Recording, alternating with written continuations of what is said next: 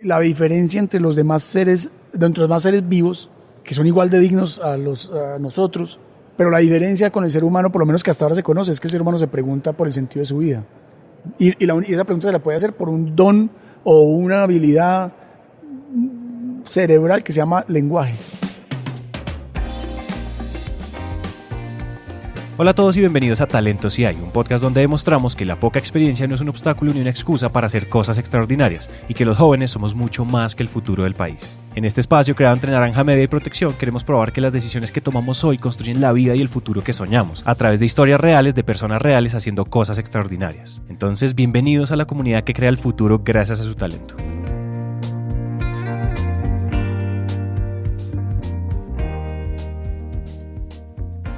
Si buscan la definición de sentido común, se pueden encontrar algo parecido a la facultad de orientarnos en la vida práctica. Y esto suena redundante porque es algo que se supone que todos tenemos en común, sin embargo el sentido común no es tan común, porque en realidad en la vida práctica muchos vivimos muy desorientados. La historia que les vamos a contar hoy, la verdad, no es un manual, pero sí se podría convertir en una especie de hack de la vida. Esta es otra palabra interesante porque hackear en realidad significa tomar control de, y precisamente eso fue lo que hizo nuestro protagonista de hoy. Con ustedes, Néstor Gómez. Pues hermano, yo nací en Manizales, en una familia común y corriente en ciertos sentidos, no tan común y corriente en otros. Estudié en un colegio religioso de jesuitas, en una ciudad en ese momento pequeña en todos los sentidos, es decir, como aislada de muchas ideas. Pero si a mí me afana contar mi historia, yo arrancaría por una escena en el año 97. Néstor habla de su vida en escenas, recuerda muy bien los puntos en los que cambiaron las cosas. Es curioso, pero es de esas personas que divaga mucho, pero después va al grano. Y entonces, cuando le preguntamos por ese momento cero, en el que todo comenzó, no nos fuimos a la infancia, sino que nos fuimos a otra época, de esas que lo marcaron a uno, justo después de la universidad, después de estudiar comunicación social. Yo estaba recién egresado a la universidad, pero incluso cuando estábamos en la universidad ya habíamos hecho un emprendimiento y era que nos parábamos en las entradas de los estadios a recibir las boletas y por eso nos pagaban y nos dejaban ver el concierto. Con unos amigos volvimos a ser una empresa y ya, digamos, yo no tenía 22 años y ya teníamos 50 empleados, un edificio lleno de gente trabajando, 2.000 personas en todo el país que eran pelados de universidades en una red que se llamaba Olé. O sea, teníamos el conocimiento de lo que le gustaba a la gente, bueno, pero eso no de menos. Esta parte Néstor la pasa muy rápido y sí, antes de los 25 años él era un empresario y se podría decir que era un empresario exitoso, pero de eso no se trata esta historia. De eso no se trata ni siquiera ese momento revelador que mencionábamos, cuando en el año 97... Me encuentro yo con un amigo del colegio, cura, jesuita, y el man me dice, no hermano, que me asignaron a trabajar en Barrancabermeja, Santander, en un proyecto donde tenemos que escribir el modelo de atención de los jesuitas para los desplazados. Ellos estaban en 40 y pico países en ese momento, hoy están en 50 y pico, atendiendo refugiados. Y cuando vinieron a Colombia se pillaron que aquí la situación era muy distinta, es decir, aquí los refugiados no salen del país. Bueno, o sea, el hecho es que al man lo mandaron con esa misión. Y entonces me contó y a mí me dio mucha curiosidad y me dijo cuando quiera vaya. Yo ya estaba en Bogotá con mi carro, o sea, me había ido bien entre comillas para estar recién egresado. Para entender de lo que está hablando Néstor tenemos que mencionar al Servicio Jesuita a Refugiados, que atiende víctimas de refugio y desplazamiento forzado en países afectados por conflicto externo o interno. En Colombia en esa época estábamos en plena época de conflicto. Y un día arranco con el carro y me fui para Barranca. Llego a la casa del hombre en el barrio más jodido, en el lugar más jodido, en el momento más jodido de la guerra en Colombia. Yo me bajo en ahí, salen un montón de niños a saludarme y yo, ay, tan lindos los niños. El padre no dijo nada, el amigo mío padre, cura. Entramos a la casa, cuando entramos me dice, todos esos niños que estaban ahí saludándolo estaban armados, son milicianos de las FARC. Entonces a mí, yo cuento ese impacto porque para mí esa escena es como yo, pucha, o sea, empezó todo ese desafío de preguntarme cómo era de compleja la situación y además uno qué podía hacer. Yo venía, mi día a día era los conciertos, los artistas, y la ambición de ganar plata y tal, pero yo tenía sembrado una espina en el corazón aquí por personas que influyen mucho en mi vida, mi mamá, como una espina de siempre estarse preguntando por lo que hay más allá, digamos, del ámbito de todo eso que le dicen a uno ser exitoso. Y entonces Algo en el fondo le decía a Néstor que las cosas de las que él estaba convencido en la vida eran cuestionables. Conocer a esos niños y ver, todavía desde la distancia, algunas de las realidades del país le sembró un montón de dudas sobre el camino que estaba caminando. Tanto que eso hoy nos permite contar la historia que les vamos a contar hoy. A mí me dañó el corazón, o más bien me lo arregló, yo no sé. Y volví a Bogotá, renuncié a la vaina de los conciertos, eso fue la locura, o sea, era como, hermano, pucha, o sea, usted logró construir esto, ahorita lo va a dejar tirado. Y me fui con ese man y con un combo de gente 3 años solamente a escribir un documento que decía cómo deberíamos trabajar con los desplazados. En lo que hubiera podido verse como una especie de arrebato, y cuando en este episodio no han pasado ni siquiera 5 minutos, Néstor ya se graduó, ya construyó una empresa con 50 empleados y ya la dejó tirada por irse a trabajar con desplazados. Sin embargo, de ninguna de esas cosas se trata este episodio, pero todo eso es necesario para contarles la historia que les queremos contar. Entonces yo renuncio al tema y me dedico del 97 al 2000 con estos manes a voltear, no solamente en Colombia, sino tuve la oportunidad de conocer proyectos de atención a migrantes en otras partes del mundo. Y lo más chistoso era que nosotros no podíamos hacer nada, solamente escribir y diseñar. Y era la locura porque digamos, estaba claro que era lo que había que hacer desde la política, desde la psicología, desde la administración, desde la agronomía, incluso de los proyectos. O sea, los profesionales, los otros profesionales casi que tenían claro cómo acompañar a una persona en situación vulnerable para que saliera Pero desde la comunicación, que era lo que yo tenía como formación y como opción, no teníamos ni idea. Es decir, ¿qué vamos a hacer? ¿Una publicidad para decirle a la gente que eche para adelante? O sea, o una campaña. ¿Qué íbamos a hacer desde la comunicación? O sea, ¿qué era la comunicación cuando yo había entendido en la carrera que comunicar era hacer radio, televisión? Entonces tuve tiempo para poder decir, no, yo lo haría con vallenatos. Yo lo haría con cuentos. Entonces nos inventamos personajes. Hermano, y yo fui descubriendo una cosa maravillosa y era que tal vez la comunicación era lo más importante, porque era el relato que había detrás de las personas. Entonces, la situación de los desplazados era la misma para todos, pero cada uno tenía una propia versión de su historia. Entonces, había una gran mayoría que, pues yo siempre digo, cuando son desplazados, yo digo siempre son desplazadas. Y estas mujeres al otro día llegaban, se sacudían las lágrimas, lloraban a sus muertos y a trabajar, y a contribuir. De hecho, esos barrios echaban para adelante. Y había un pequeño porcentaje de esa población que eran los que más se veían, los que salían a protestar, los que exigían a gritos y a las malas, que eran lo que yo llamaba como los que se volvían víctimas psicológicas. O sea, todos eran víctimas legalmente hablando, pero esta mente se quedaba en la victimización psicológica porque la misma realidad la veían como un punto de llegada. Entonces había unos que eran desplazados y había otros que eran como personas en situación temporal de desplazamiento. Y él mira esa sutileza, Juan. Era como solamente la manera como yo narraba mi historia ya me ubicaba en el mundo. Yo le confieso que hasta ahora es que entiendo eso. O sea, en ese momento intuimos que lo que había que hacer era simplemente ayudarle a la gente a que se diera cuenta que la situación en la que estaba, aunque ella no lo había decidido, de ahí para adelante dependía de ellos. Yo contaba esta como metáfora, y era como si estuvieras en el río, en la orilla del río Magdalena. El Magdalena es un río impetuoso, hondísimo, pero tiene pedazos panditos. Muchas veces las chalupas se voltean y la gente se ahoga en lo bajito. Entonces yo decía que la situación nuestra era como estar desde afuera, porque uno siempre va a estar desde afuera, y poderle decir a la persona que se voltea en la chalupa, tranquilo, está en lo bajito. Entonces ahí nació la intuición que luego le pusimos depende de mí. Depende de mí era en ese momento decir, y a pesar de que la situación pareciera que no hay nada que hacer, siempre hay una esperanza o siempre hay una posibilidad de salir de ahí. Y depende de mí cómo vea yo esa situación. No todo depende de mí, porque yo no decidí que me desplazaran, pero sí depende de mí yo qué voy a hacer con eso. Néstor encontró una distinción en la manera en que los desplazados asumían su posición de víctimas. Estaban los que echaban pa'lante y los que se encerraban en la etiqueta y dejaban que esto los definiera. Algo tan sencillo como identificarse como persona en situación temporal de desplazamiento en vez de desplazado hacía toda la diferencia. Este es un primer gran aprendizaje. Si modificamos la manera en que contamos nuestra historia, cambiamos el lugar donde nos ubicamos en el mundo. Si lo piensan, es casi imposible hacer o pensar algo sin el lenguaje. El lenguaje impregna nuestro cerebro y nuestra vida como ninguna otra habilidad, y los humanos nos acercamos al mundo y lo conocemos, pues, a través del lenguaje. Esto, que era un descubrimiento para Néstor, no es exactamente nuevo. La neurocomunicación y la ontología del lenguaje lo han explicado con mucha profundidad antes.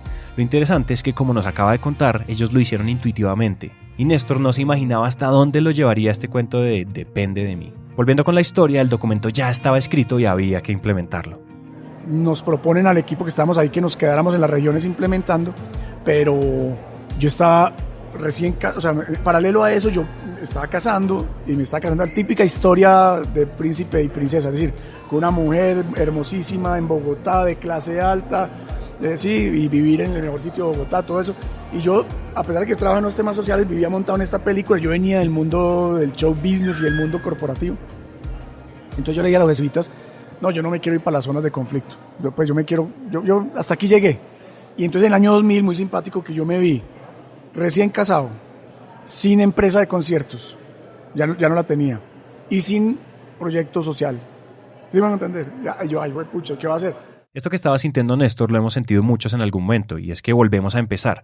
Pero la verdad es que volver a empezar es muy diferente a empezar de ceros. Es decir, Néstor dejaba atrás el trabajo con los jesuitas, pero no dejaba atrás todos los aprendizajes que acabamos de mencionar. Y había dejado atrás el mundo del espectáculo, pero no los amigos, ni los contactos, ni sus capacidades creativas. El momento para juntar esos dos mundos eventualmente llegaría. Entonces yo hice un listado de amigos, y yo voy a echarle el rollo a los amigos a ver qué, pues, a ver yo a qué me dedicar a hacer. No sé si en ese orden, pero un hermano mío trabajaba en una empresa del grupo Nutresa, que ahorita es el grupo Nutresa, que hacen helados, crema helado. Y el man me dice un día, un fin de semana, hermano, imagínese que aquí tenemos como 5.000 heladeros en la calle, y esos manes, el día que no sale el sol, o sea, el día que llueve, no vendemos. Se caen las ventas. Y esos manes son prácticamente los desplazados, porque esos manes son los que llegan a la ciudad, cogen un carrito de helados y con lo que viven, con lo que hacen, por la noche llegan a la casa y con eso comen. Y entonces, bueno, entonces primera desafío, ¿qué hacemos para que esa gente empezara a entender que dependía de ellos subsistir? Pero además un problema o una oportunidad, más bien una oportunidad, y era, la empresa no podía establecer una relación con ellos directa porque ellos son vendedores independientes. Entonces nos inventamos, o empezó a configurarse el depende de mí aplicado a una necesidad comercial. Hermano, y eso vaina fue impresionante. Es decir, entonces cogimos el depende de mí y lo volvimos un show de humor. Un personaje que se llamaba El Abandonado. Y el abandonado era el que salía por la mañana y decía, no, está lloviendo, hoy no comí. Pero también el abandonado era el gerente de la empresa que decía, desde su oficina muy pupi, abría la ventana y decía, está lloviendo, hoy no vendimos. Y entendían que la situación estaba la solución estaba por allá lejos. En ese sentido se parecía a lo que habíamos encontrado con el depende de mí. Hermanos, eso fue tan exitoso en la empresa de helados que ese mismo año el gerente de la compañía nos llamó y nos dijo, venga, ¿ustedes qué están haciendo, hermano? Cuéntenme. Y nos dijo una cosa que para mí fue un quiebre importante en esta historia. Me dijo, es que estas personas nunca en su vida, nadie les ha dicho que no están condenadas a ser pobres. O sea, lo que estábamos haciendo era un quiebre en el lenguaje, pero era de manera más bien ingenua lo que nosotros estamos haciendo. Pues, hermano, ese año el gerente de la empresa de helados nos dice, graben esas canciones, necesito tener un CD. ¿Cuántos necesita? 25.000. Y como yo tenía contactos del show business, entonces las primeras canciones de Depende de mí las grabamos con el equipo de Jorge Celedón, con el equipo en ese momento de Ilona, de César López, de Andrés Cepeda, del grupo Nietzsche. O sea, y esas canciones inicialmente eran muy inocentes. Era Depende de mí, qué pasará en este día, depende de mí, que si sale el sol o no, etc. Depende de mí, qué pasará en este día. Depende de mí, también el resto de mi vida. No importa quién soy, dónde estoy o quién he sido, porque al final depende de mí. Y eran como himnos para que la gente, en ese momento se parecía mucho a un tema como de automotivación. Y empezamos a girar, literalmente como artistas, a girar. Y aunque no puedo decidir que salga el sol, mi actitud de hoy depende de mí. Pero la historia se va complementando porque así como le conté que yo fui a donde mi hermano, pues, que trabaja en la empresa de helados, a todos los amigos les dije lo mismo. Un man que trabaja en la Federación de Cafeteros me dijo, uy, hermano, están buscando un productor para el programa de las aventuras del profesor Yarumo. El programa Las aventuras del profesor Yarumo es un icónico programa de televisión técnico-educativo creado por la Federación Nacional de Cafeteros en el 85 para los cafeteros, mediante un personaje que llamarían el profesor Yarumo. Yo había estudiado televisión, ¿cómo? Entonces, de noche, todo esto pasaba de día, y de noche yo editaba Yarumo. Y me volví un teso para editar televisión, pero además a través de ese ejercicio conocí otra realidad que era todo el tema de los cafeteros, que es impresionante. A pesar que yo había nacido en una zona cafetera, como uno no entiende que el gremio cafetero es el gremio agrícola más importante del mundo y que ellos son los dueños de la federación, de estos ejercicios. Uno no sabe eso, hay veces ellos tampoco lo saben. Bueno, entonces la federación me pidió que hiciera Yarumo. Al mismo tiempo me encontré con César López y me dice, man, igual de loco a mí, pues medio perdido, oiga, ya a mí me encantaría hacer un concierto con músicos de la calle. Hágale, hermano, y lo hicimos. Y la vaina terminó siendo tan loca que grabamos un disco que se llamó Invisibles Invencibles. Y terminamos con los Invisibles Invencibles girando. Fuimos teloneros de Fito Páez, de Aterciopelado. La locura. O sea, cada historia de esta es una historia de la berraca. Muy rápidamente la capacidad creativa de Néstor lo convirtió en una estrella, y en efecto algo estaba pasando con lo que él creaba. Esta idea de depende de mí estaba pegando y le permitiría crear una empresa que se llamó Sentido Común. El caso de éxito de la empresa Los Helados lo escucharon en otra empresa multinacional y ¡puan! Empezamos a hacerlo por todo Colombia.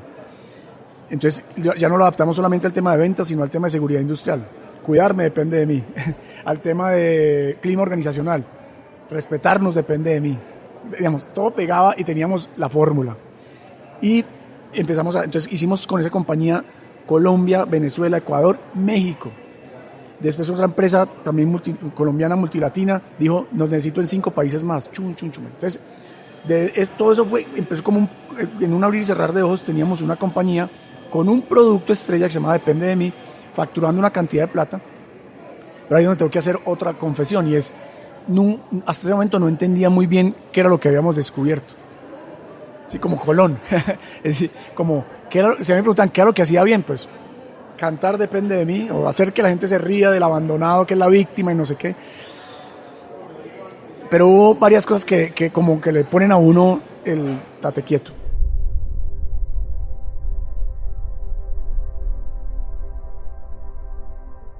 Néstor había reconciliado 2 mundos. Estaba construyendo una empresa que era rentable y que tenía un mensaje poderoso, empoderador, y además tenía la familia soñada, tenía fama, dinero, amor y propósito. Y en este punto, como si estuviéramos en una película en donde no podía salir bien, paramos la historia del empresario para meternos un poco en la privacidad de la vida personal de Néstor. Imagínense esta escena, ahí 2003, 2004, mi empresa exitosa. Depende de mí, súper reconocido. Del primer disco no solamente vendimos los 25,000 que nos compró la primera empresa, sino que llegamos a vender 80,000 discos. Contratamos empleados otra vez, bla, bla, bla. Y un día llego yo a mi casa, la casa en el mejor barrio de Bogotá, la familia perfecta, y mi esposa me dice, me mamé. Y yo me eché a llorar. Y me volví la víctima que yo tanto caricaturizaba en mis actividades. Y me empecé a decir a mí mismo, pobrecito yo, pobrecito yo, pobrecito yo. Y empecé a echarle la culpa de todo lo que me pasaba a ella. O sea, me vi absolutamente dependiendo de otra persona. Y además yo, todo el cuento, me observé que a mí yo mismo me había comprado la historia de que había que tener una familia perfecta, había que tener una empresa perfecta, había que hacer algo por los pobres, había que ser responsable. Y yo me había montado en tal película absolutamente inconsciente del tema. Y yo sentí que en ese momento, literalmente, mi vida se estaba acabando. Tenía 30 y pico de años, estaba un pelado. Entonces, en ese momento yo me di cuenta que toda esa historia que yo contaba Depende de mí era un muy buen cuento teórico, pero que yo no me lo había aplicado. Entonces ese quiebre fue súper importante. Nosotros habíamos inventado, en Depende de mí nos habíamos inventado un personaje que se llama El Abandonado. Y el abandonado, de cual también hay canciones y tal, es la víctima de todo. Es la víctima del horóscopo, la víctima del gobierno, la víctima de todo, mano, del trancón. Y mi mamá siempre me había advertido, medio mamando gallo, que ese abandonado era una autobiografía. Pues ese día yo lo entendí cuando me separé. Porque yo me vi a mí mismo echando la culpa a todos, empezando por mi esposa. Ella me dejó, se me tiró la vida, pobrecito yo, pobrecito yo, pobrecito yo. Pero al mismo tiempo yo me subía a un escenario, 1,000 personas, 2,000 personas o 10 personas, a decirles saquen el dedo y señálense como la persona más importante, depende de mí. Ya se alcanzan a imaginar lo duro que fue este choque para Néstor. Primero, de repente la vida que conocía y que tanto había querido se había esfumado, y no solo lo destruyó y lo desestabilizó emocionalmente, sino que también le mostró que todo lo que predicaba era una charada. Sentirse solo es duro, pero sentirse solo e incoherente es como perder el suelo. En el fondo, y en medio de la oscuridad que seguía, Néstor sabía que la carreta de Depende de mí en realidad no era carreta. Entonces, en ese momento de oscuridad, como en todos los momentos, yo tuve una intuición, y la intuición fue, ¿qué tal si yo me empiezo a aplicar ese discurso. Lo que siguió entonces fue una etapa profunda de buscar y de indagar qué había detrás de todo esto, lo cual obviamente le serviría para conocerse, pero también para probar, no con desplazados, ni con heladeros, ni con habitantes de la calle, sino con su testimonio, que el lenguaje efectivamente nos ubica en un lugar en el mundo. Hay un momento en la vida, y eso es muy chévere para la gente que escucha estas cosas buscando aprender algo. Una de las cosas que más me afectaba a mí y que todavía la observo mucho es creer que lo que yo sé es lo que es la verdad. ¿Sí? O sea, que, pucha, yo ya me la sé todas. Puta, ¿sí? Yo me ha ido tan bien y la gente reconoce lo que hago. Entonces, el primer quiebre fue humildad. Como decir, nada de lo que yo sé es verdad. He dicho, es una verdad. Yo no sabía que eso era un quiebre en que le está pasando a la humanidad.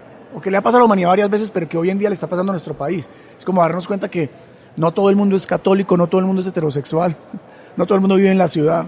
Y eso mismo me pasó en ese momento. Es como, hey, esta historia que yo me conté es mi historia, pero es una versión de la historia. Entonces, el primer quiebre fue, y que yo lo decía en el Depende de mí, pero no lo había entendido. Y era darme cuenta que lo que yo pensaba era una versión de la historia. Y lo segundo era que la versión que yo había aprendido estaba filtrada por una manera de aprender las cosas a través de mi lenguaje. ¿Dónde había aprendido yo ese discurso? No era tan fácil, no era así como que, ¿sí? Como lo había visto yo en la teoría, como vaya y descubra y entonces haga un ejercicio de observación y de elección de nuevas palabras. Eso no era tan fácil. Así empieza la búsqueda, y esta búsqueda en especial es muy difícil porque implica ver hacia adentro. Tenía que tomar un paso atrás, ver su vida con un poco de perspectiva y tomar los pedazos e intentar reconstruirse desde ceros. Yo estaba haciendo arqueología de las conversaciones, fui y le pregunté a mi mamá, ¿de dónde aprendí yo a hablar? Entonces me dice, pues usted aprendió a hablar como al año y medio, pero usted le gustaba mucho cantar. Y yo, entonces, ¿qué cantaba? Y entonces me pusimos como a cuadrar y caímos en cuenta que el artista de esa época, el J Balvin de la época, se llamaba Jay Jaramillo. Jay Jaramillo. Y Jay Jaramillo era un man súper famoso. Entonces, claro, y además yo en ese momento caí en cuenta que yo me sabía todas esas canciones. ¿Para qué se quiere tanto en esta vida? Si querer o no querer siempre es igual. Si uno se entrega a una mujer con alma y vida, tarde que temprano amargamente ha de llorar.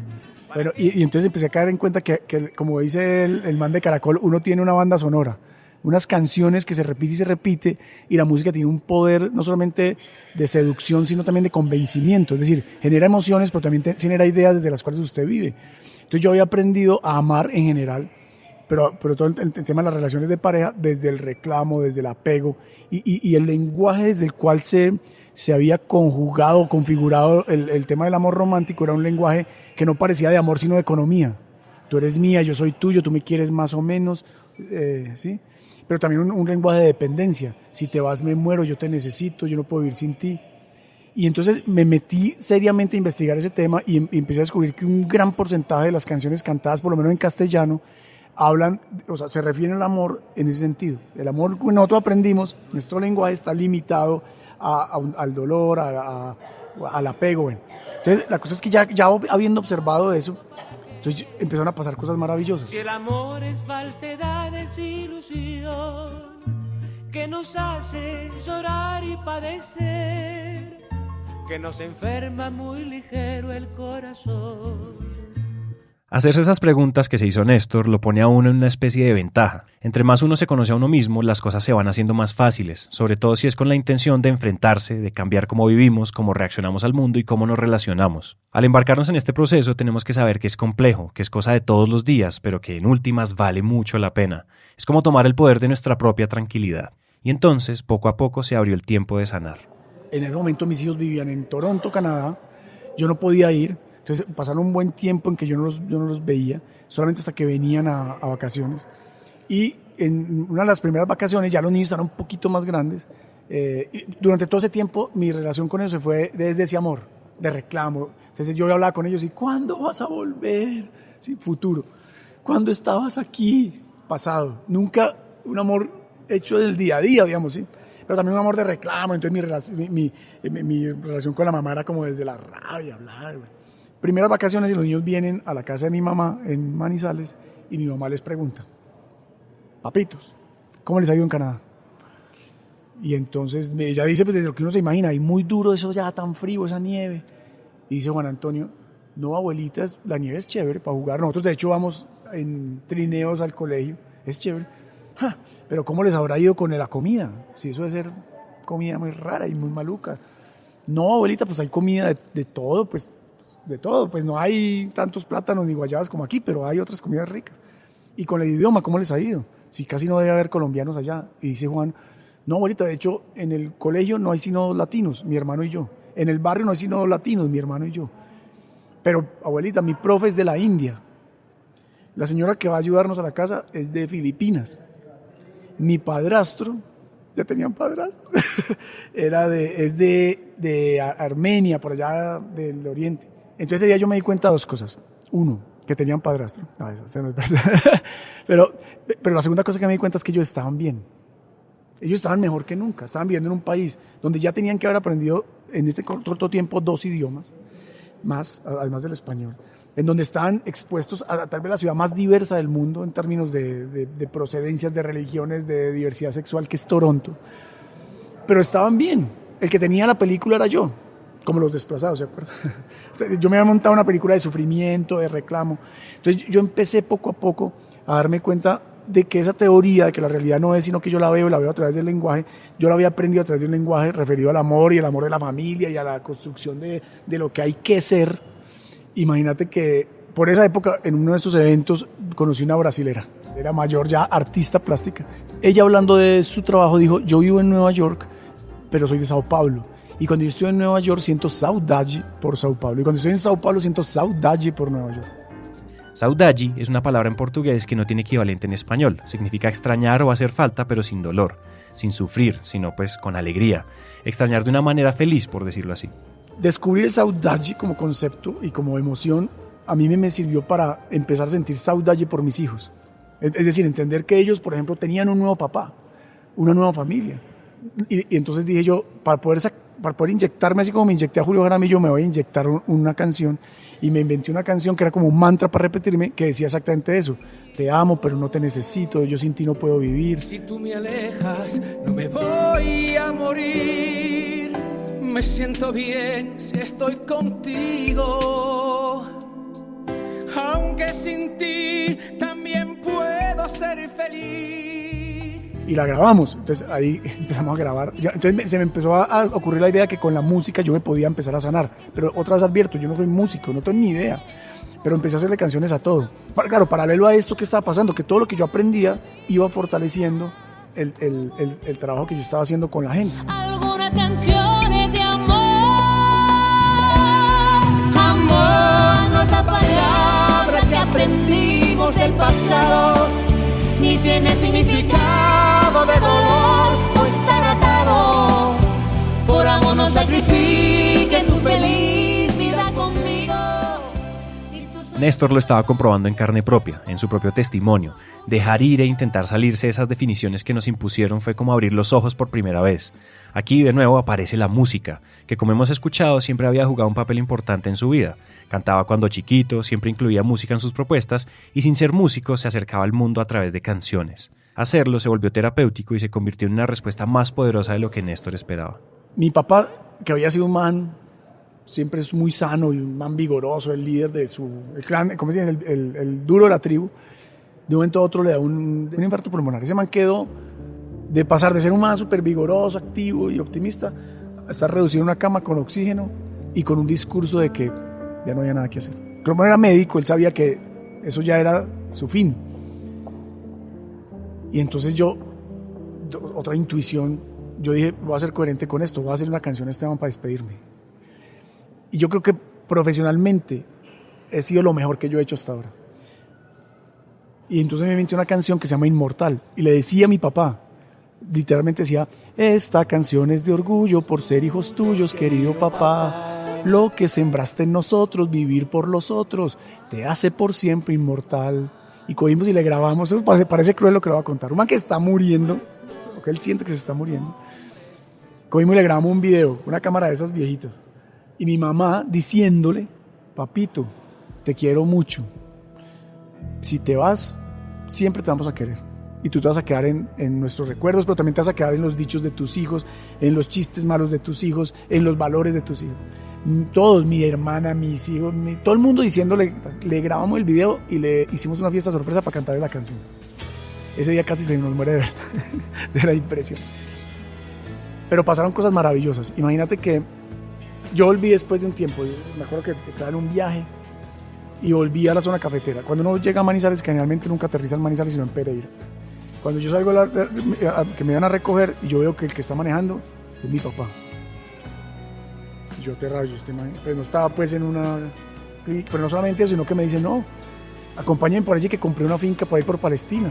Compré una finca y vendí la casa y estamos en una piscina y tenemos obreros. A esa edad y con esa enfermedad, yo pensaba, yo le pregunté yo a mi mamá, ¿y qué le pasó a este man? O sea, ¿qué le dieron? ¿Qué tratamiento está haciendo? Dijo, no, pues realmente él se levanta, pone la cancioncita esa que ustedes hicieron o que hicimos y se levanta a trabajar. Yo empecé a darme cuenta que eso que habíamos hecho era la posibilidad de transformar la realidad, transformando el discurso que teníamos alrededor de la muerte.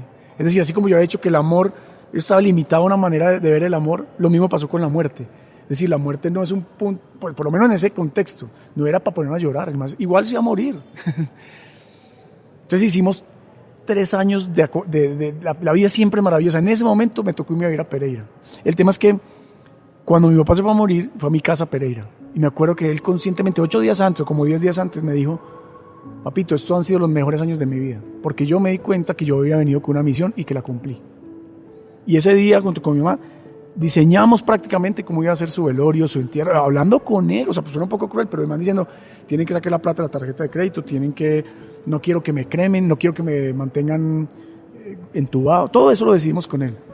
Y después de la muerte de mi papá no dejó de ser triste en ciertos momentos, pero yo creo que ya no era, incluso creo que la palabra no existe, ya no era una cosa como saudade, pero tampoco era ese tema de que no aceptábamos su muerte.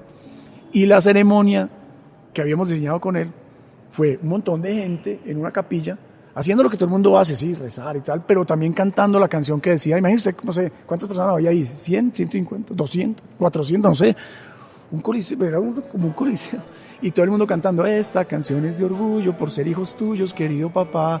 Todos los que te amamos unimos las manos para celebrar.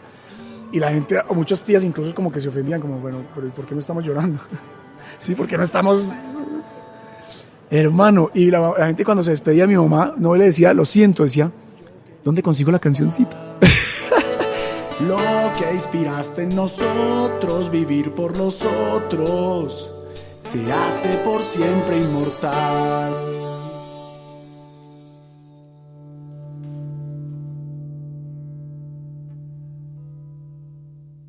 Si en este punto cualquiera de ustedes cree que el poder de convencimiento que tiene el lenguaje no modifica nada, y aprovechando que estamos hablando del papá de Néstor, escuchen esta historia. Mi papá me había contado su historia de amor con mi papá. Esa es otra historia, otro capítulo de esta historia. Pero una de las cosas que yo había aprendido de él, que tal vez nunca lo había visto, es que él me dijo un día, vea, yo me vine a enamorar de su mamá hace poquito.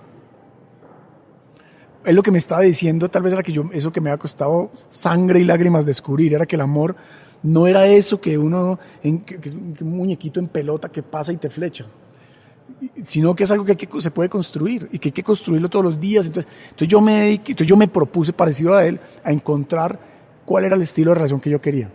Eso no es que ya lo haya resuelto, todos los días toca hacerlo. Pero eso me permitió a mí escoger a Nati y reconstruir mi proyecto de pareja. Y a punta de canciones. Hice la canción del matrimonio y hice una canción cada año. Y eso tiene 1000 historias porque eso también se volvió todavía una historia de amor. A los 2 años quedamos en embarazo. Cuando vimos la primera ecografía, el doctor nos dice, es un niño. Y yo, no. Pero también nos dice, pero ese niño no puede nacer. Tiene una malformación. Y otra vez, era como si la vida otra vez dijera, depende de quién, vea. Pero fue maravilloso porque lo mismo, el momento en que el doctor dice, les sugiero que interrumpan el embarazo, mi esposa dice, ¿y por qué? Nada, es para adelante, ese niño nace porque nace. El doctor nos había dicho, si ese niño llegara a nacer va a estar al menos 1 año en cuidados intensivos, si llegara a nacer. Entonces yo les sugiero que interrumpan el embarazo y Nati dijo, no, nunca doctor, nunca, vamos para adelante. Y saliendo de ahí me dice Nati, yo estaba absolutamente deprimido, no sabía qué hacer. y me dice, hagamos una canción. Y le hicimos una canción. Deja que te cante, hormiguita, deja que te cante, deja que te arrulle, hormiguita, deja que te ame. Y Nati se la cantó todos los días de su embarazo, todos los días que estuvo vivo o que estuvo en la clínica. Y el niño, que nos habían dicho que iba a estar 26 días en la clínica, perdón, el niño que nos dijeron que iba a estar 1 año en la clínica, a los 26 días salió absolutamente sano. Y hoy en día cumplió ayer 6 años. Y es un milagrito andando. Otra vez. Entonces, que obviamente yo ya me obsesioné. O sea, si la música lograba, porque ¿qué hicimos otra vez con Nicolás, con el niño? Crear un ambiente de generosidad con la posibilidad de que viviera o no. La canción decía eso. Si quieres crecer bien y si no, fresco, para adelante. Cierra los ojitos, hormiguita, con esta canción. Cierra los ojitos, hormiguita, con esta canción. ¿Qué pasó, Juan? Yo empecé a hacerle canciones a todo, hermano. A mis hijos, una vez una entidad nos contrató para trabajar con desempleados. Le hicimos una canción a los desempleados que se llamaba Gracias, Jefe. Gracias, jefe, por haberlo echado, porque cuando lo había echado había descubierto que estaba haciendo algo que no le gustaba. Y en todas partes donde yo empecé a ir, empecé a proponer a la gente, venga, haga una canción. Entonces se volvió un producto corporativo, armonía. Entonces nos inventamos un producto para hacer canciones. Con el tiempo, Sentido Común comenzó a usar tecnología para medir impacto en temas como el desarrollo de habilidades para la vida. Participó en proyectos como Soy Capaz, donde marcas de todo tipo hacían pedagogía de paz y donde muchos empaques, botellas y envases de productos se vistieron de blanco. Participaron en la canción Un Paso para la Paz, que cantaron los 60 artistas más importantes de Colombia, y crearon un proyecto llamado Vamos Colombia, donde llevaban personas de las empresas a zonas de conflicto, promoviendo empatía, reconciliación y espacios de co-creación. En cada una de estas cosas hay muchísimos aprendizajes que darían para episodios completos. Pero hoy, específicamente, queríamos quedarnos con el alma de todo, con el para qué de todo. Si se fijan, Depende de mí ha crecido y ha madurado a medida que Néstor lo ha hecho, y ha estado ahí, siempre en todos los proyectos que ha emprendido, que está emprendiendo y que faltan por llegar. Pero ojo, con esto no les estamos diciendo que Néstor conoce el secreto de la felicidad y que al mejor estilo de cualquier monje tibetano, ahora levita por encima del bien y del mal. Néstor, como ustedes y como nosotros, continúa su camino y en cambio levita entre la coherencia y la incoherencia todos los días. Ahora, usted vive perfecto y feliz, ¿no? Hay momentos en los que yo también me siento, puta, ¿para dónde voy? Hay momentos en los que yo digo, pucha, esto no depende de mí, no soy capaz, ¿para dónde vamos? Para hacer ironía de los nombres. El mensaje no puede quedar, o más bien me gustaría que no quedara el mensaje cuando la gente escucha estos podcasts o escucha al presidente de una compañía o a cualquier persona y dice, no, es que este man, pucha, ya la sacó del estadio. No, eso es todos los días. Y todos los días tenemos dudas. Y esta mañana hablamos con el presidente de tal compañía y ese man también está preguntándose cómo vamos a hacer, para dónde vamos. Pero también creo que la esperanza que nos queda es que es posible y que todos los días se encuentra uno. Y usted, por ejemplo, van a pasar años de grabando historias inspiradoras y no se la van a acabar.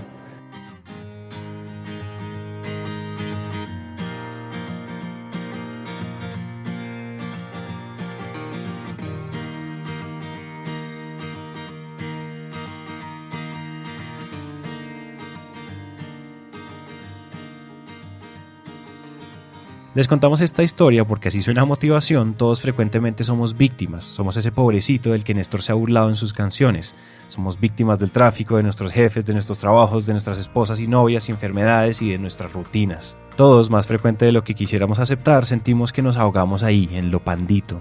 Les contamos esta historia porque creemos que el lenguaje sí hackea nuestra vida. Es decir, porque creemos que el lenguaje sí nos permite tomar control.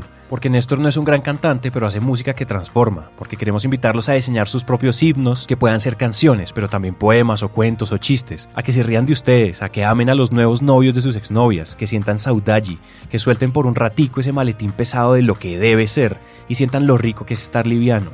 Hicimos este episodio porque queremos recordarles que también depende de ustedes diseñar su propia versión de éxito. Y más que de éxito, de plenitud. Antes de irnos, le pedimos a Néstor su definición propia de Depende de mí. Y con su respuesta nos despedimos. Depende de mí no es un grito de batalla de esos que usted diga 10 veces depende de mí y su vida se transforma. Porque usted y yo sabemos y todo el mundo sabe que la vida se hace es madrugando, estudiando, ¿sí? Trabajando, observándose, es lo primero, pues porque también se puede confundir como de levántate por la mañana y di yo puedo, pero marica, si no hace nada no va a poder. Entonces, no es. Tampoco depende de mí, es decir que todo depende de mí y ser inocente y creer que, no, yo con mi intención voy a cambiar la bolsa de valores que es la que afecta finalmente a la economía. No todo depende de mí, yo no escogí el lugar donde nací, yo no escogí la economía en la que vivo, yo no escogí incluso el sistema de creencias que está a mi alrededor. Ahora, ¿qué sí es depende de mí? Depende de mí sí es darme cuenta de que con eso que yo tengo, yo puedo hacer algo, que existe la posibilidad. Y eso tiene 3, a mí me gusta ser como pedagogo en ese sentido, 3 ideas básicas que no son mías, sino que yo las adapté. 1, que la realidad no es, sino que yo la veo. Yo llamo a eso humildad. Los teóricos lo llaman humildad ontológica, es reconocer que la verdad que yo creo no es la verdad, es un pedacitico de la verdad. Y que yo veo el mundo desde un punto de vista parcial, limitado. Bueno, digamos, no es ni bueno ni malo, pero es limitado. Entonces el primer punto de la humildad ontológica, ese es el primer paso del depende de mí. El segundo paso es darme cuenta del fenómeno del lenguaje. El fenómeno del lenguaje es todo esto con lo cual yo significo y me emociono, y eso es aprendido. O sea, reconocer que el lenguaje es aprendido es una noticia buenísima, porque entonces, pongo otro ejemplo así como la palabra saudaji. Hay una palabra que aprendí hace poquito que se llama compersión. Busque compersión y dice, compersión es sentir profunda y auténtica alegría por la felicidad del ser amado. Antónimo, celos. Compersión no existe en el diccionario de las relaciones emocionales nuestras, por lo menos las que salen en televisión y las que por las cuales la gente vive y sufre. O sea, si la otra persona está bien, yo veo a mi pareja feliz, ¿qué le estará pasando aquí? ¿Qué sospecho que está con otro?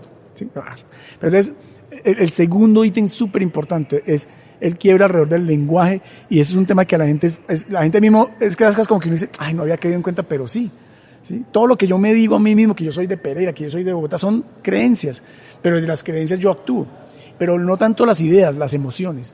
Entonces yo aprendí a emocionarme de tal manera, y a mí me dijeron que siempre que pasaba esto yo me ponía mal genio. El tercer quiero, el depende de mí, es darme cuenta que es posible crear un lenguaje de futuro, un lenguaje distinto y un lenguaje de posibilidad. Cuando hay una gran oportunidad en nuestro país y en general el mundo, es que la realidad está explicada desde diagnósticos que empatan la realidad. Hay pobres y ricos, hay buenos y malos, ¿sí? Hay los negros pobrecitos que los trajeron de África, no le estoy diciendo mentiras, y otros blancos que llegan. Cuando la realidad se explica sin ninguna posibilidad de transformarse, no hay nada que hacer. Entonces aquí lo que hemos logrado hacer desde la realidad es llegar y con un poco de irreverencia decir, ¿y qué tal que sí? Y que tal que haya la posibilidad de que haya un país, que podamos ver un país distinto. Pero es que usted no ve que los medios de comunicación, pues apáguelos. Pero también quiere decir esto que la calidad de mi vida es la calidad de mis conversaciones, de lo que yo le meto a mi cerebro. Si yo alimento la vida, alimento mi visión del mundo solamente desde los medios de comunicación, sin leer, sin tener otro idioma, sin hablar con gente distinta, pues mi perspectiva del mundo sigue siendo limitada. Entonces, esto que parece, ahí sí parece un mensaje de superación personal, como lemas y tal. A las comunidades les ha hecho un sentido impresionante, a las comunidades vulnerables. Yo principio que me voy por las ramas, pero usted me pregunta, va a resumir. Depende de mí, es 1, reconocer que la realidad no es, sino que yo la veo, es decir, humildad para entender mi perspectiva. 2, darme cuenta del lenguaje con el que yo veo. Y 3, darme la posibilidad de sembrar un lenguaje distinto. Y en ese sentido, la música es un ejemplo, pero hay millones de posibilidades de sembrar lo que usted está haciendo. Es un ejemplo de construir lenguajes distintos, ¿sí? Yo tengo que escuchar a Julio Sánchez diciéndome que pobrecito yo. No, yo puedo escuchar esta media hora o esta 1 hora un podcast que me da ideas de que se puede, de que el país es distinto, escuchar personas en las empresas privadas que están construyendo el país desde la empresa privada y no ese monstruo que la gente se imagina como que la empresa privada entonces siempre está pensando solamente en sus utilidades. A mí es una perspectiva que me ha cambiado, y es encontrar adentro de la empresa privada, oír gerentes de estas grandes compañías que son los líderes sociales ocultos detrás de un escritorio. Eso es.